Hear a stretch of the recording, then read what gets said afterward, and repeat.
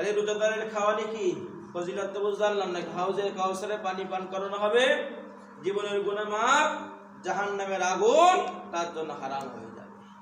আমরা অনেকে আছে, সামর্থ্য আছে, কিছু টাকা খরচের ভয়তে আমরা খাওয়াই না। বলছে বিষয় বলে তোমার একটি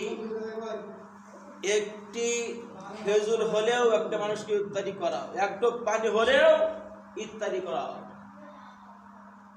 এই জন্য ইফতারি করাতে হবে। তাহলে কি হবে? অনেকে মনে করে যে রোজাদারের খাওয়ালে হয়তো আমার সব কমে যাবে। উভয় সমান সব তার আমলনামায় লেখা হবে, একটু কম বেশ করা হবে না।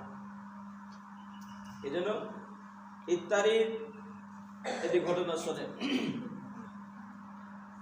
বনি ইসরাইলের এক গরিব মানুষ, তার দুটো মাসুম বাচ্চা আছে, যে রোজা রেখেছেন।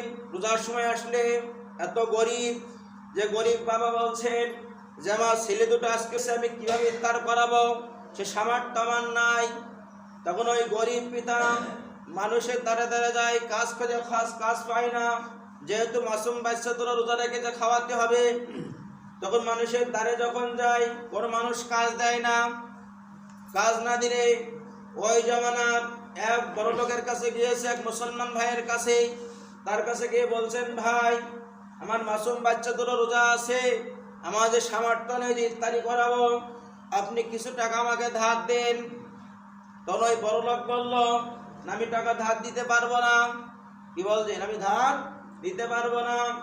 তখন ওখানতে মন খারাপ করে টেনশনে পড়ে গেলেন যে আর বেশি সময় বাকি নাই, হাতে 1 ঘন্টার সময় আছে, 1 ঘন্টার মধ্যে কিভাবে ইফতারি জোগাড় করব। তখন ওই গরিব বাবা এক হিন্দু যখন ওই পাইতে যাচ্ছিল, যাওয়ার সাথে সাথে তার অবস্থা দেখে, কান্না দেখে জিজ্ঞাসা করলেন, ভাই তোমার কি হয়েছে? তখন ওই গরিব বাবা বললেন যে আমার মাসুম বাচ্চা দুটো রোজা আছে, ইফতারি করাবো, সে সামর্থ্য আমার নাই।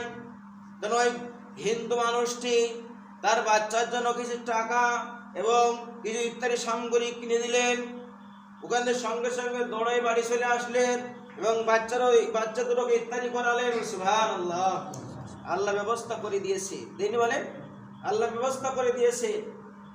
তখন ওই ধনাঢ্য ব্যক্তি, বড় লোক, স্বপ্ন দেখেন হাসরের ময়দানে ওই কঠিন যেদিন কিয়ামতের ময়দানে যখন সূর্য আমাদের মাথার উপরে আসবে, যেগুলো তকবাক তকবাক করে ফুটতে থাকবে, কঠিন ওই ছায়া, ওই দিন আল্লাহর ছায়া ছাড়া কোনো ছায়া থাকবে না।